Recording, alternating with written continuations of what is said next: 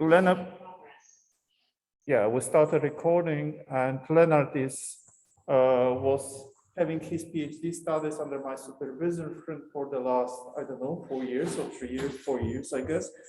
And today's talk is kind of a next part of the investigations he already told us about, I think, a couple of years ago. And this is a part of his PhD thesis. Okay, Lennart, the floor is yours. You have something like 55 minutes, and then we'll have some question time.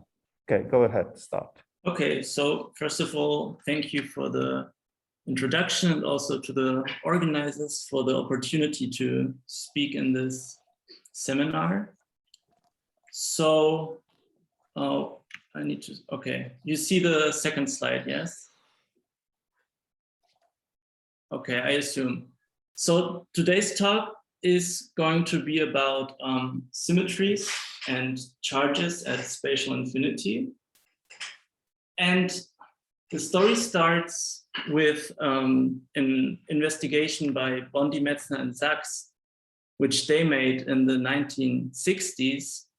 And they were interested in describing gravitational radiation that comes from an isolated source. And that's why they investigated spacetimes that become asymptotically flat. So if I go far away from the source, basically spacetime looks like a Minkowski space. And in particular, what they were looking at was spacetimes that are flat at so-called null infinity. And then they found a somewhat surprising result that even though the metric approaches Minkowski space, the symmetry of this spacetime asymptotically was much larger. And in fact, they found an infinite dimensional generalization of the Poincaré group, the so-called BMS group. So that's the one part of where kind of my story today starts. And the other part goes back to investigations made by Reggie and Teitelbaum in 1974. And they also looked at asymptotic symmetries, but they were looking at it in the Hamiltonian description of general relativity. And they were in particular also looking at a different kind of infinity, so-called spatial infinity. I will in a moment make it a bit more clear what these two infinities are. And they then found that actually the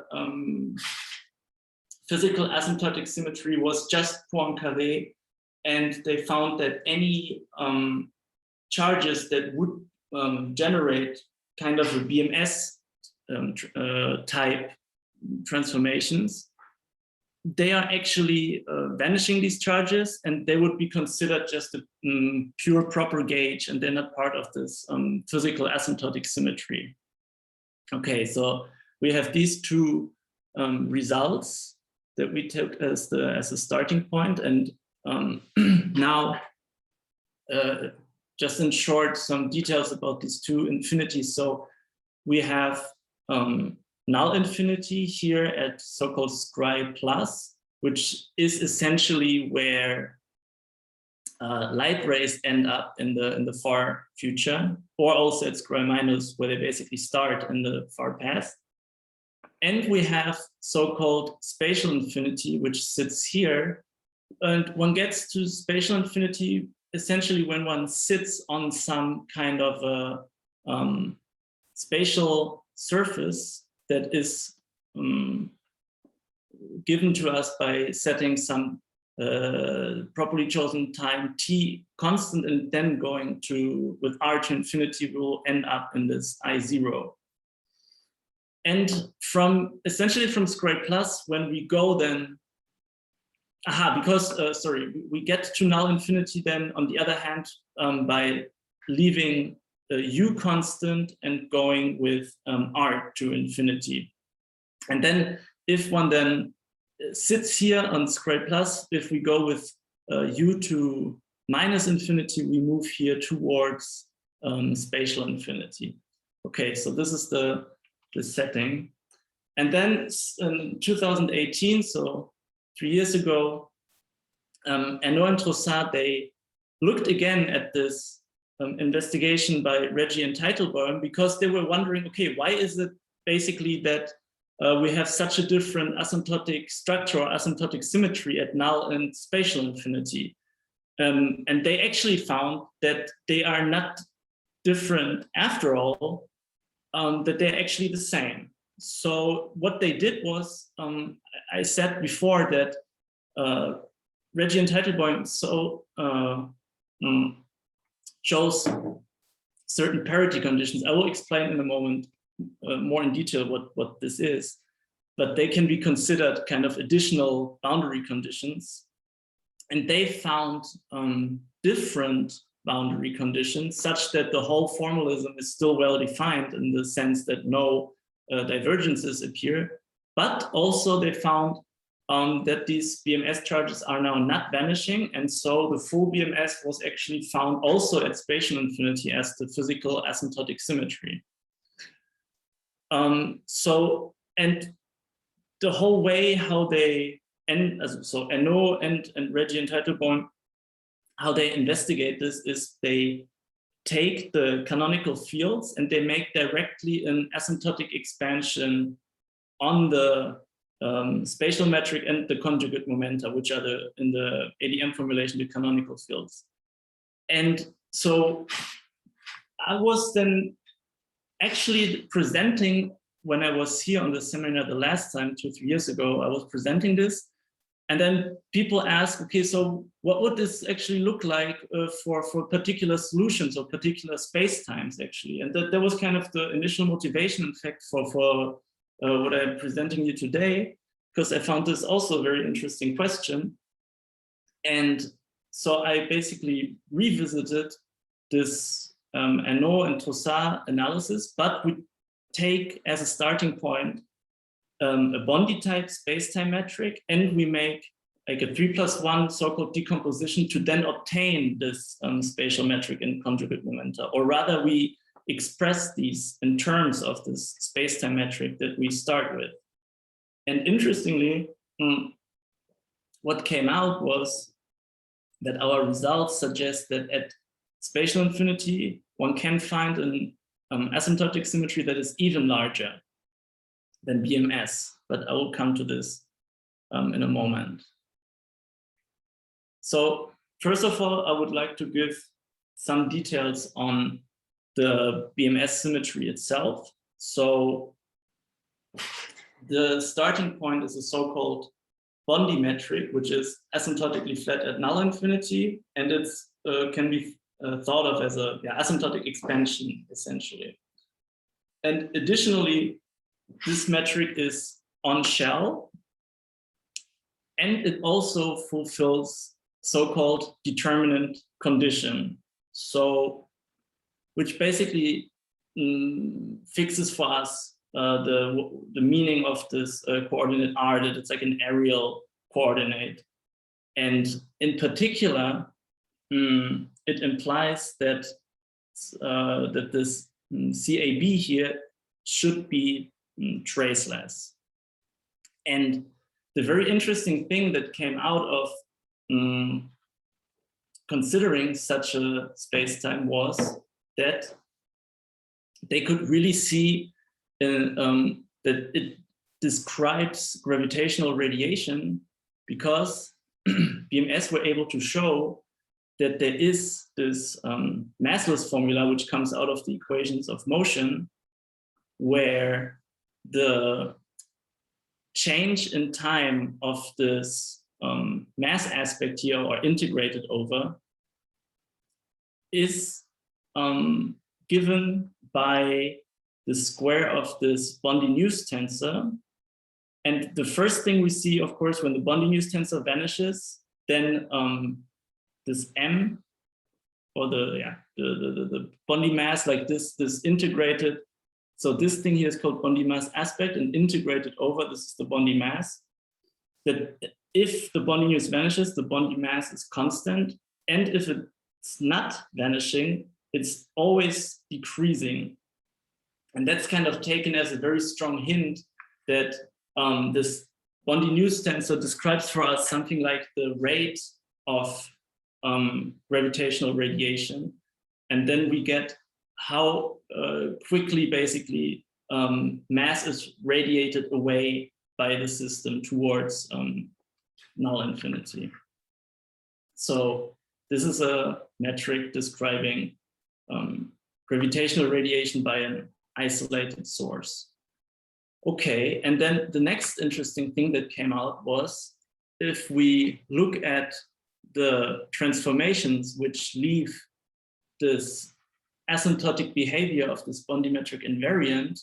So basically we look at certain transformations of the coordinates, and then the Lie derivative, of course, tells us how does the metric transform under such coordinate transformations. They say, okay, we look at, for example, GUU. In leading order, it was said it has to be -1, and subleading 1/r. And then they demand, okay, we only want to find such transformations that leave invariant this leading order -1 of GUU. And similarly, we say, okay, we again only want to find such transformations that leave invariant that we have here in leading order R squared. This standard, like gamma AB is basically just the standard metric on the two sphere. And also we want to preserve this asymptotic behavior. And so you can do this for all the different components of your metric. And when one solves this, so basically one can now solve this for these xi's. This is where one finds this generalization of the Poincaré group or Poincaré transformations, because in fact it's left invariant by a very large group of transformations that are parametrized by an arbitrary function on the sphere that is per se not constrained. So I have a huge or infinite basically amount of transformations that leave this asymptotic form invariant. And of course, if I just set here on the right-hand side everything to 0, so I don't say I want it only to be asymptotically invariant, but really strongly in all orders invariant. And I also say that all the subleading orders here are vanishing. Then I just end up with the isometries of flat spacetime of Minkowski spacetime, which is just Poincaré, of course. And then in terms of this F, this would be given the standard Poincaré translations, for example, are then given just by the 0 and 1 modes if I expand this F in spherical harmonics. And similarly, I also find then Lorentz transformations, which are parameterized by RA. And I'm today not talking about something that has been recently investigated quite a lot, which are so-called super rotations. So in fact, there is also, it's possible to also see that these Lorentz transformations are also generalized, but for today's purpose, I will not really go into any detail about that.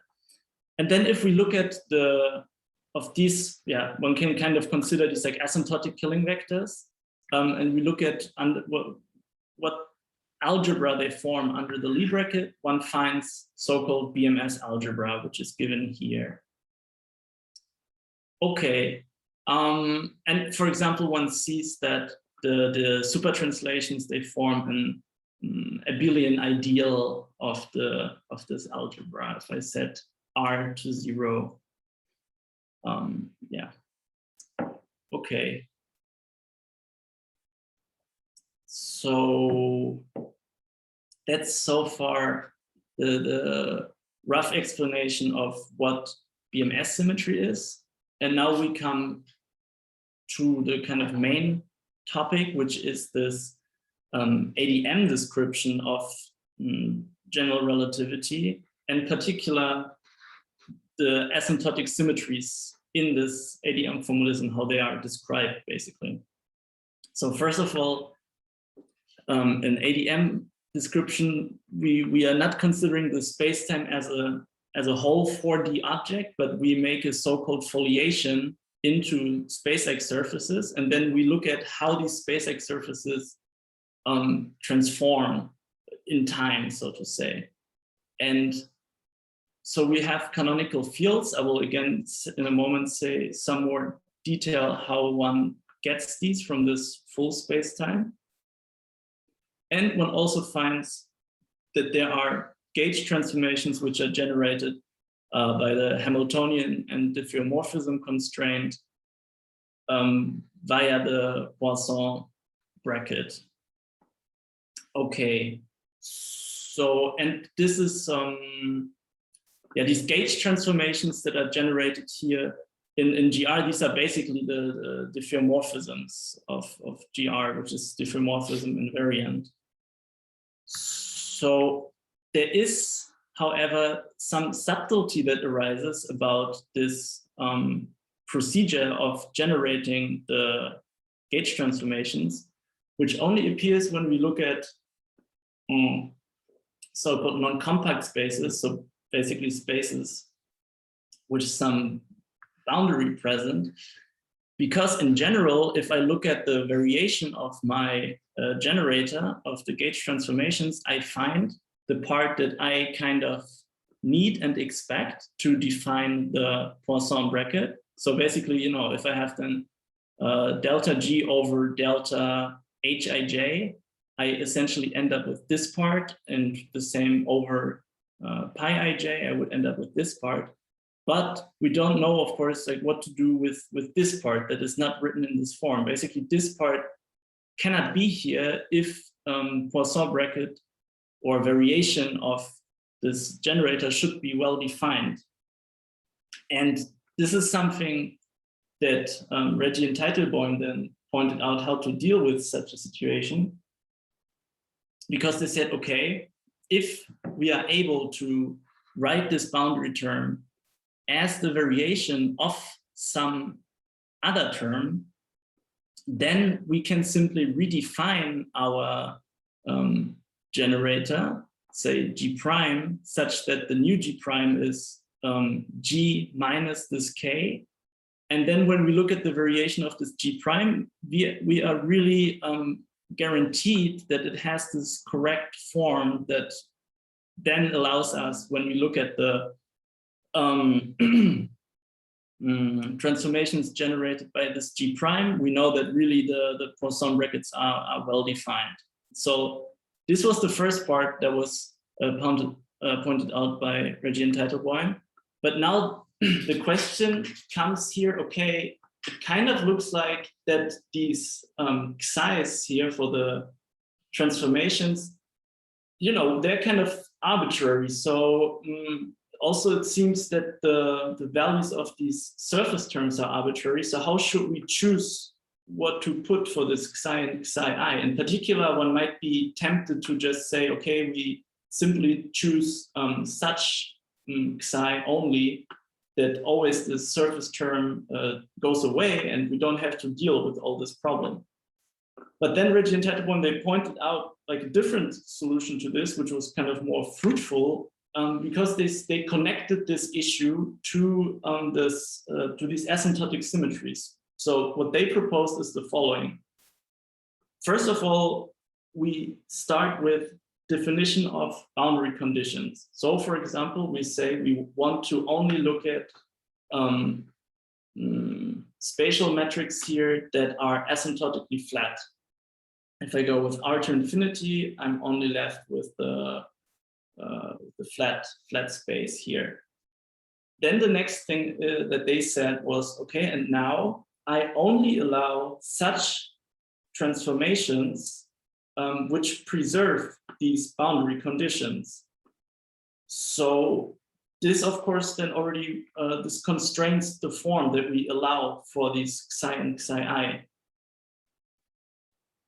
And now two things can happen. Within the realm of these allowed transformations, some of them for some of them, the surface terms, they just vanish, and then they are referred to as just proper gauge transformations. But we will also find cases of some transformations where there are finite surface terms. And in this case, one talks about so-called improper gauge transformations. And these are the ones that are then considered the asymptotic symmetry. So out of all the transformations that are allowed, only the ones that obtain, okay, I say now finite charges here, basically now then the surface terms, they are then identified as the charges which generate these transformations.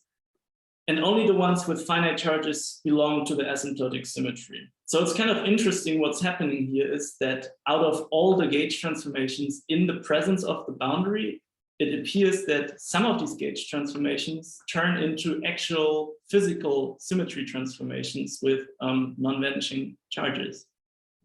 Okay.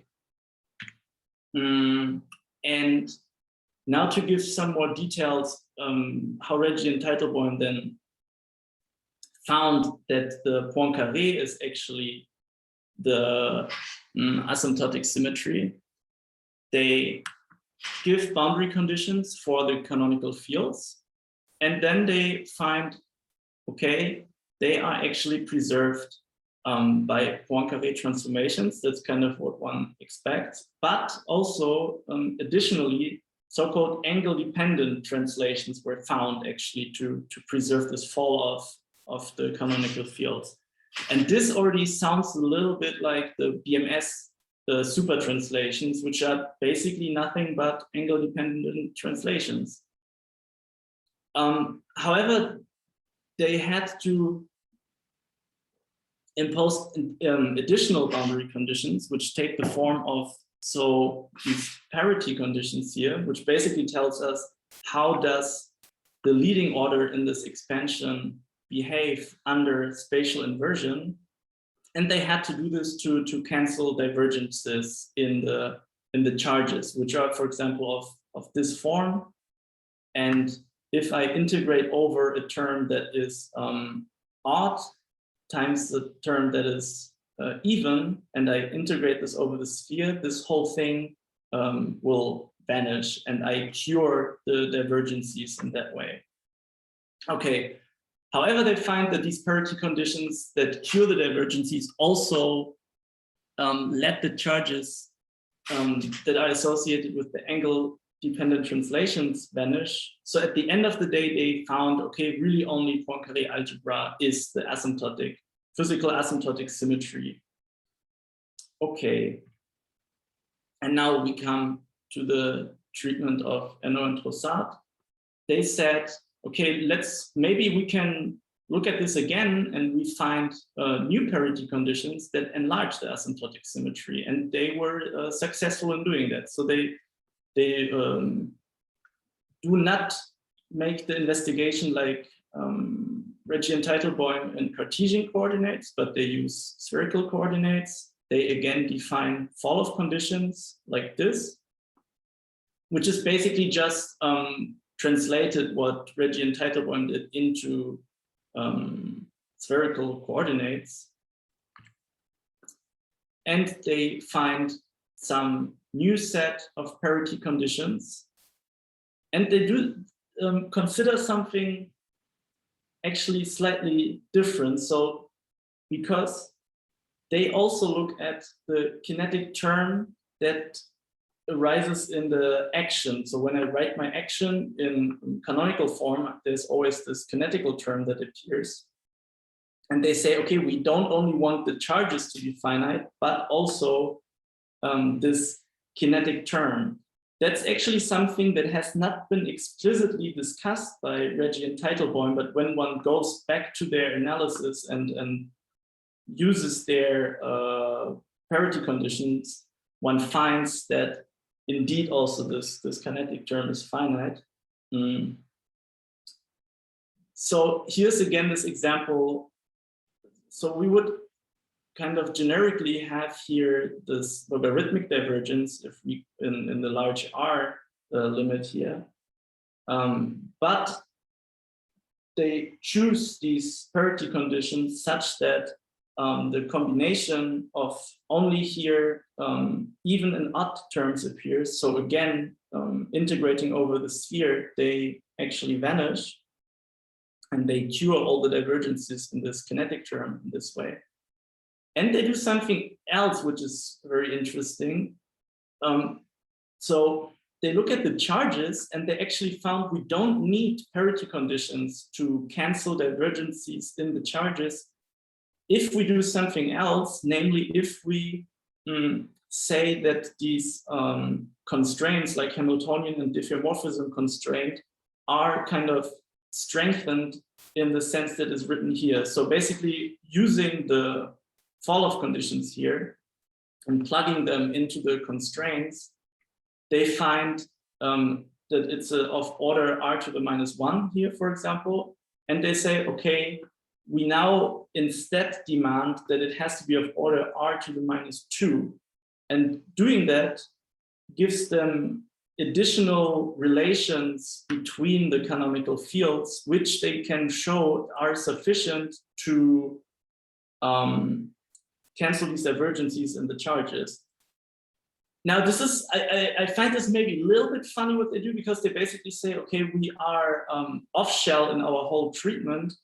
And this is then considered a very mild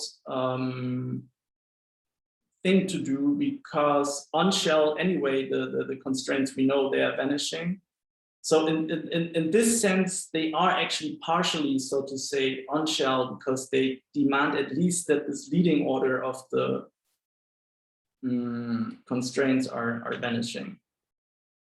Okay, and then they find that fall-off conditions are invariant under Lorentz transformations and supertranslation parametrized now by actually two fields. So these are only looking at how the fall-off conditions are, under which transformations the fall-off conditions are invariant. It's actually an even larger set of transformations or of supertranslations than BMS, because it's they are parameterized by two arbitrary fields on the sphere, and not just one, as is the case for BMS translations. However, in order to preserve the parity conditions, so we say, for example, HRR is even, and now when we act with one of these super translations on HRR, for consistency, basically I should, I have to assume or demand that also this transformed HRR is still, is still even. And they find from this that they have to constrain which asymptotic transformations they allow. And they find that only W odd and T even are allowed, and which of course makes then the asymptotic symmetry smaller in that sense. But interestingly, you were actually able to show that these odd W and even T exactly combine into this single function on the sphere F that is parameterizing BMS supertranslations, and they were able to show that it's the resulting symmetry is actually isomorphic to BMS. And they also show then that the accompanying charges are non-vanishing. So one has to they really carefully had to choose these parity conditions such that here there's always either combinations of even and odd, such that overall we have finite contributions for these charges that generate these transformations. Okay, so this was now kind of the background that was needed to be explained in order to see what we were doing in our analysis, because I was now interested in looking at these canonical fields, but not just assuming directly an asymptotic expansion, but actually starting from a spacetime metric and then perform a 3+1 decomposition of the spacetime metric and see, okay, what do these canonical fields actually look like in that case?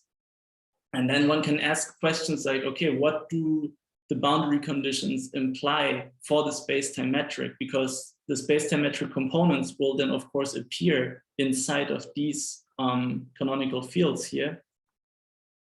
Oh, sorry.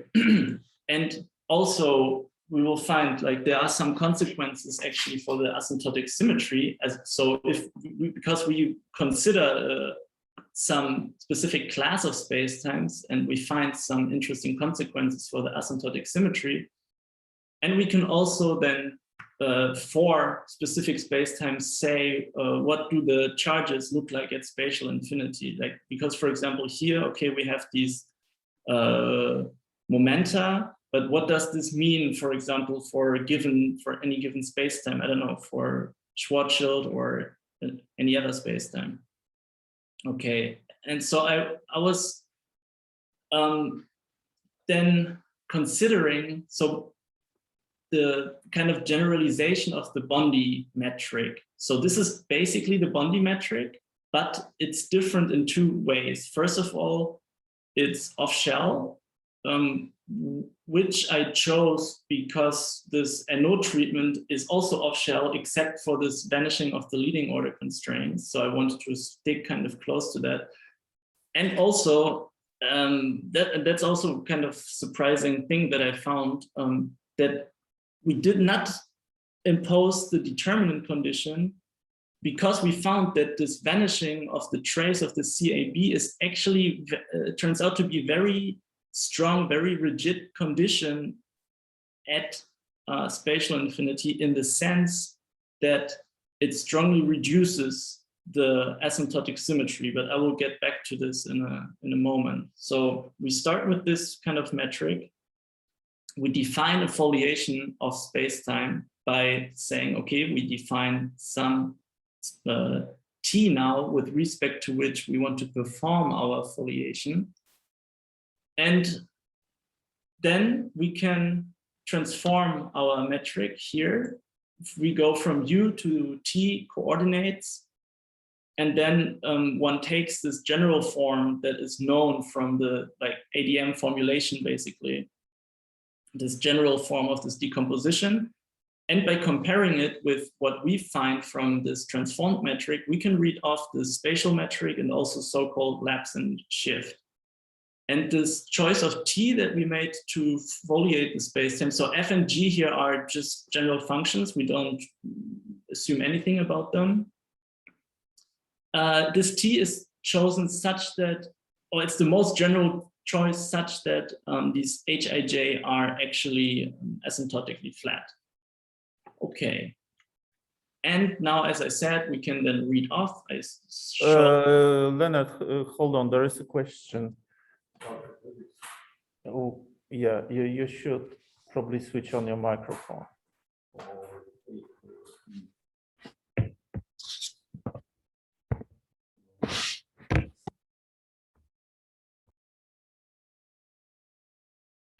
I don't hear anything right now.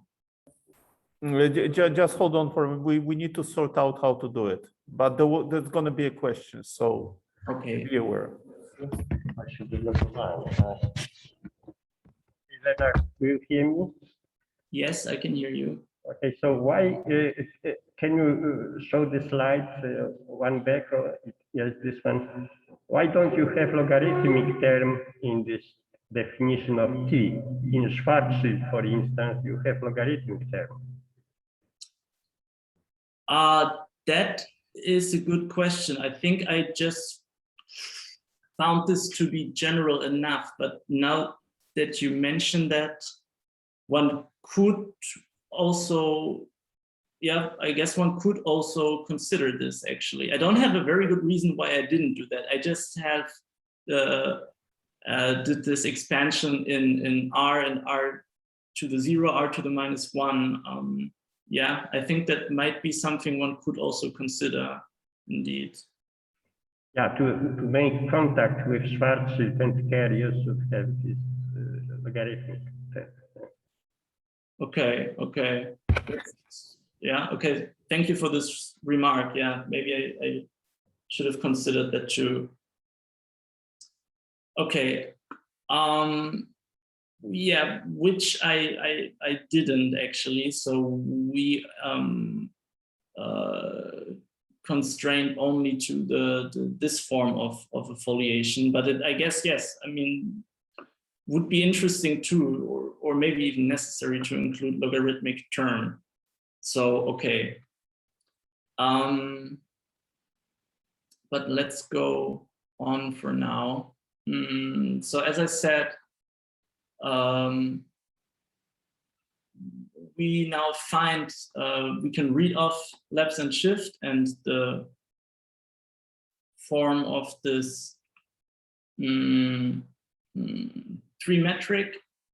Okay, and then we, right, I first need to make a comment here, because it might seem a bit strange that in our spatial metric, there's this m here, and as it comes from the spacetime metric, it depends on u. So it might look a bit weird because these, basically on these slices, we're supposed to only have r and xa coordinates, and here this u appears. But of course, because we sit on a slice that is defined by this, I mean, yeah, so again, like, thank you for this comment. Probably one should also consider these logarithmic terms here. However, for now, the point I'm trying to make is that, of course, sitting on this, u is not really independent coordinate. We can express it in r and xa and t, but t anyway is set constant, so it's just a parameter. So we see, okay, really, this m is really a function just of r and xa. And now, of course, we are in this asymptotic expansion. So we are in the large R limit, and in the large R limit, we see that u goes to -infinity. So implicitly, we will always have this, this u to -infinite limit when these spacetime metric functions appear. Okay, and we do know the standard steps to define extrinsic curvature from the normal vector on these spatial surfaces. And we can, from this, then get the momenta and also this, yeah, kind of velocity, let's say. And now there's an interesting thing that I found, that in fact, in leading order, these momenta take such a form. So there is this u derivative of the m and the CAB involved. And if we compare this to the boundary conditions that Henneaux and Troessaert gave, we see that this should actually be vanishing. So, because these 1/r and r terms, they should be absent if we want to fulfill this boundary condition. So essentially what this means is that these boundary conditions then translate into conditions on these u derivatives in the limit u going to -infinity. And in fact, there is kind of a natural requirement to put some constraint on this if we remember that on shell at least these terms, that on shell at least these terms describe basically the rate of gravitational radiation. So if we say that the rate, if we say that this finite amount of radiated energy, that the amount of radiated energy should be finite, we can say, okay, this will only be the case if the behavior of these u derivatives in this u -infinity limit is like this. So if we have this restriction, then we can guarantee that only finite amount of energy is radiated. And now again, we can translate this on our slices back to just the r and xa coordinates. So just express the partial derivatives in terms of TRXA and then set T constant, and we find basically this extra kind of damping that appears then in the these DOM partial U derivatives here.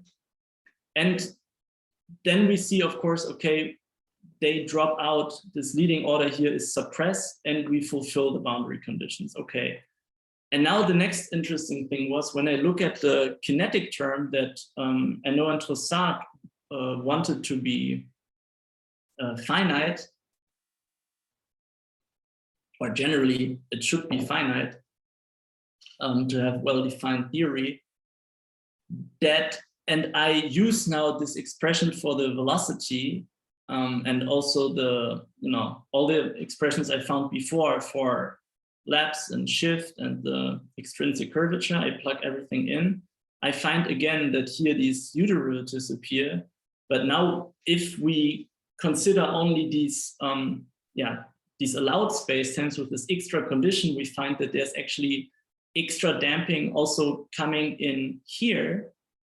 And what this means for us is that actually this kinetic term is finite without any further conditions. So looking at this in this way, expressing everything in terms of this spacetime metric, there's no need to have these parity conditions. And also because Henneaux showed that the charges are finite just by also without further parity conditions, because they have the strengthening of the constraints, that actually one can, it looks like from our results, so that one can do, at least for this class of spacetimes that we consider, one can do completely without these parity conditions. So potentially that would then lead to a larger asymptotic symmetry, because we have now the full T and W that parameterize for us the supertranslations, and not just the even and odd part of them. So I think it was even of T and odd of W. It's more general transformations would be allowed now, because we don't have to take care anymore of preserving these parity conditions. However, of course, we need to look at if the generating charges are actually finite, because if they are vanishing, we would just find that these additional transformations are just the proper gauge transformations, and they would not be part of the asymptotic symmetry. So then I looked at the expressions here, momenta, and express everything in terms of the space-time metric. And I find, okay, it's indeed finite for all modes of T and W. So mainly because these M and GOR bar and also this DAB, they are not constrained. Like basically when we expand them in spherical harmonics, we see that they have contributions from all modes. And what could happen, for example, if this M minus GOR bar would only be a constant, then from this first term here, only the zero mode of T would contribute, because if I consider the higher modes of T, they vanish, because if I integrate just any spherical harmonic by itself over the sphere, it just vanishes. But we don't have such a situation. We really have that all modes of T and W contribute. So it would really look like that there is this further enlargement of the asymptotic symmetry. I mean, it really looks like larger than BMS, because we have supertranslations parameterized by two functions on the sphere. Okay, and now the last thing I want to discuss is what I mentioned in the beginning, is this determinant condition, and which implies this tracelessness of C, because we have now also to make sure that that this condition, the second, is basically an additional gauge condition, and we also want to make sure that our asymptotic transformation preserves this condition. So I showed before that from this decomposition, we found that this H bar AB is equal to the CAB. So what I find is that we need to fulfill such a condition, which in general would further, I mean, generally it could further decrease or restrict the form of allowed transformations. And now I find, if I plug in now how this H bar AB transforms, and I don't show the full expression, but basically the form of it, this condition, it looks like this, that I have this d squared plus 2 acting on this W, and it equals some function basically of the momenta. The important point here is that this operator annihilates L equal 1 modes. So because if I expand in spherical harmonics, I know that this operator acts like this, minus L times L plus 1. And for L equal 1, this is this minus 2. So these L equal 1 modes are annihilated, but in general, this right-hand side will contain, or if I look at the expressions that I found, there are certainly L equal 1 modes present on the right-hand side, but they can never be produced by the left-hand side. So it would kind of seem that this in general has no solution for W. And this is why I found that the spatial translations, which are parameterized by this W, they do not leave invariant this tracelessness condition. So, and this is in contrast to what one finds at Scribe Plus, basically, where this gauge condition, basically, when I look at the transformations that are allowed to preserve the fall-off conditions, basically this is fulfilled identically already. I don't really need to do anything more. I can definitely find that, or I find that the BMS translations, or all BMS transformations, they preserve this condition. And that's kind of something I'm still wondering, like, why is this condition like really harmless at Scribe Plus? But in our case now, we found actually that it very strongly reduces the symmetry or the asymptotic symmetry, because these it looks like it it's not preserved by spatial translations. May I have a question? Yes, please. This can you show the slide one before this one? Yeah, here you have this equation d squared plus 2 on W equals F. Are you sure that the right-hand side includes L equal 1 harmonics? Perhaps there is no such harmonics on the right-hand side. Yeah, I am sure. Maybe I should have shown this in more detail, so one can see this. I don't give the link to this. So on Archive, there is a paper with much more details. And there I find, for example, I see that the on the right-hand side, boost parameter appears, and the boosts in this description purely actually contains L equal 1 modes. So this seems it's kind of inevitable actually. Okay. Yes. Okay. So yeah, so that's actually all that I wanted to tell you today. So thank you very much for your attention.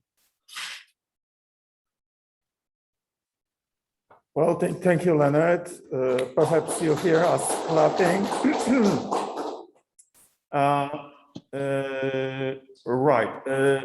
Some questions. I'm not completely sure how to organize questions from people who watch you online.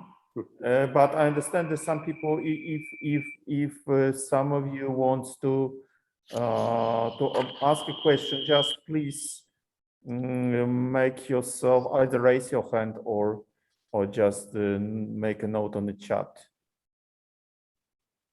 And we have a question, and also, Lennart, we have a question from the audience here. Yes.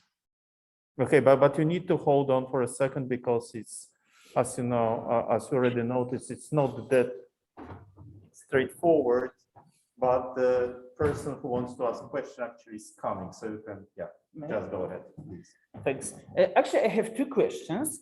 First of all, how much are those charges foliation dependent or independent?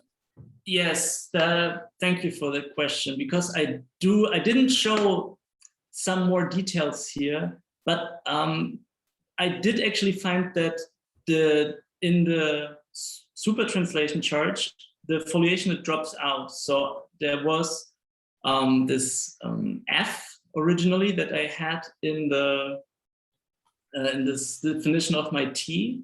And something I didn't show here is that I also actually considered this vanishing of the leading order of constraints, and using a condition that came from this. Okay, so generically, sorry, like I should start earlier. Generically, the momenta are foliation dependent, and using this extra condition that I got from this vanishing of the constraints, I found actually that it drops out of the Supertranslation charge. However, something I didn't show you today now, I was also looking at the Lorentz charges, and they were much more, yeah, the expressions are simply much more involved and complicated. I was not able to show it in this case. So that's my answer. And the Lorentz charges, it looks like it's still foliation dependent, although my expectation would be that it also should drop out, but I was unfortunately not able to show that. Yes. Thanks. And the second question, do you know whether those charges are non-vanishing on some known families of solutions like Christodoulou-Kleinerman one or something like this? So I'm not sure about this, because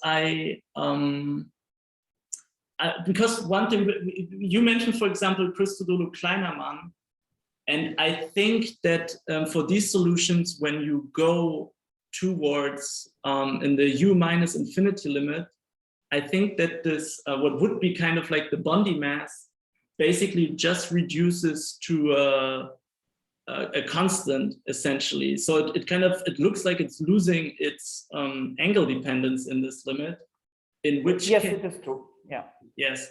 And I think also in which case there would be no angle dependence in this M here. I'm not sure. And this GUR, yeah, I'm not sure actually what it means in terms of the Christodoulou-Kleinerman, but I think it's also vanishing. So it would look like in this case actually that the charges become kind of trivial. But I have actually not investigated this in detail. Okay, thank you. Yeah, thank you for the question. Are there any other questions? Let me check the chat. There is nobody on chat. Well, perhaps I ask again. Yeah. Lennart, do you hear me? I hear you. Perhaps you say that there are some problems with determinant condition, but perhaps you can impose some other condition, not determinant. Because determinant condition just fixes radial coordinate. Yeah, exactly, but yes.